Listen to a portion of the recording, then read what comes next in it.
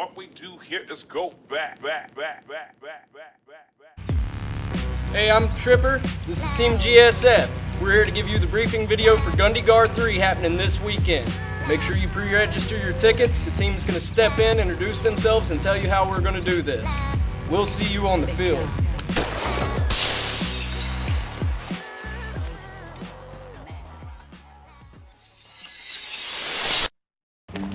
Hey guys, Cowboy here. I'm going to talk to you about the weapon rules for Ghundy Ghar 3. The standard velocity limit for the field is 400 FPS with a .2 gram BB. This 400 FPS applies to assault rifles and SMGs. Assault rifles such as M4s, AKs, SCARs, Tavor, anything along those lines, 400 FPS or lower. Same goes to SMGs such as the MP5, the P90, or an MP7. With an assault rifle or an SMG, you have a 15-foot minimum engagement distance, meaning you cannot shoot a player with that weapon when you are within 15 feet of them. If you find yourself engaging a player within 15 feet, you need to aim your weapon at that player and say, bang bang. This only eliminates one player per bang bang, so remember, do not pull the trigger. That is not a safe distance for that velocity. If you have a pistol, pistols are to chronograph at 350 feet per second or lower with a .2 gram BB, and you are allowed to engage within that 15 feet without a bang bang. This is useful for clearing buildings or small bunkers on the field. With assault rifles and SMGs, it is semi-auto only on the field for Ghundy Ghar 3, meaning one BB per trigger pull.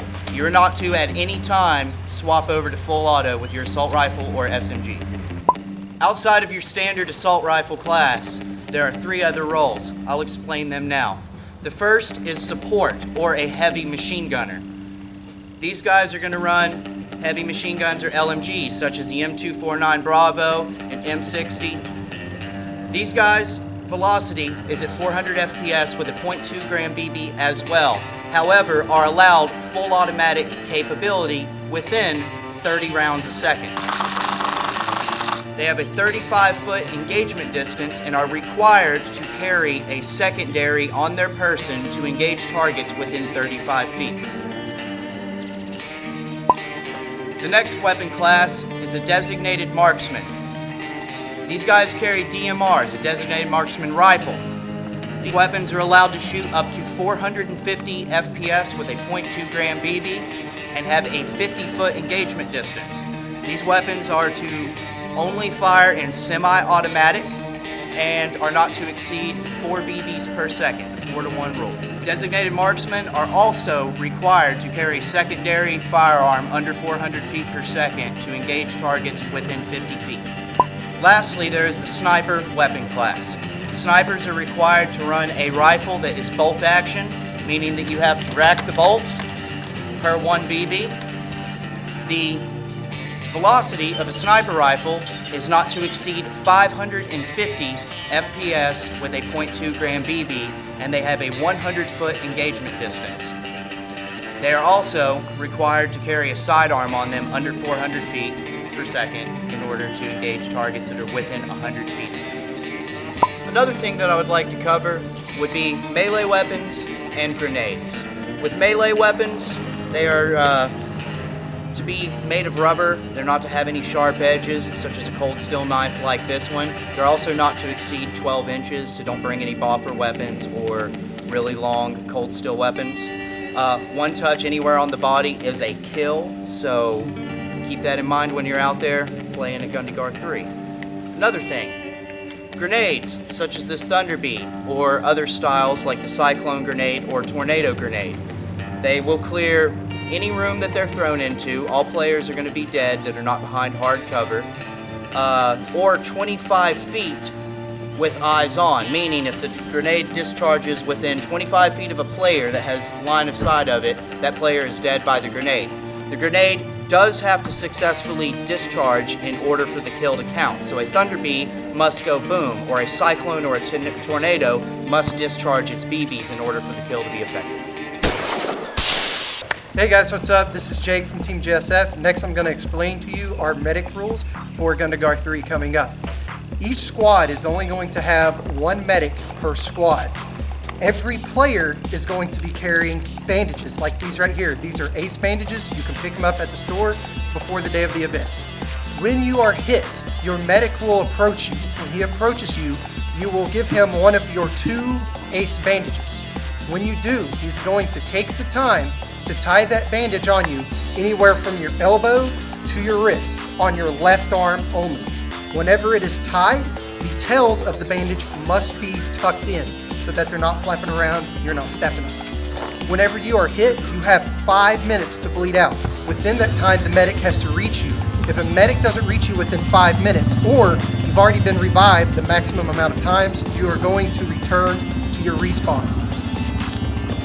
Hey guys, during Ghundy Ghar 3, both teams are going to be issued out capture rags because players, when incapacitated, can be captured during the game.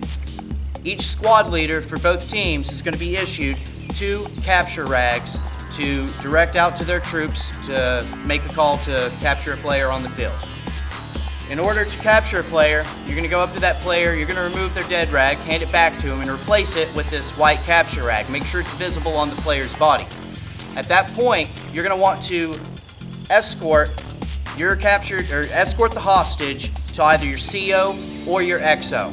Whenever your CO or XO gets these hostages, they're going to do one of 2 things. They're going to collect 5 points per player, or they're going to ask them a question about the game, in which the player has to answer honestly. Remember, this is an honor sport, so if you find yourself getting captured and escorted to the enemy command, be sure if they ask you a question, you do answer it honestly. Hello, my name is Haji Sanzulu. I am the village leader in this beautiful game. I'm here to tell you what happens when you come across gold. What you want to do is you travel throughout the map, there'll be bars of gold hidden everywhere. So it is up to you to try to find these bars of gold and keep them on your person. Your commanders need them. What for? Well, it's simple. I have plenty of supplies for you and your team. Everything stringing from a suicide bomber to a kill team of 4 of 7 highly trained individuals. Or maybe even an airstrike. It's up to you.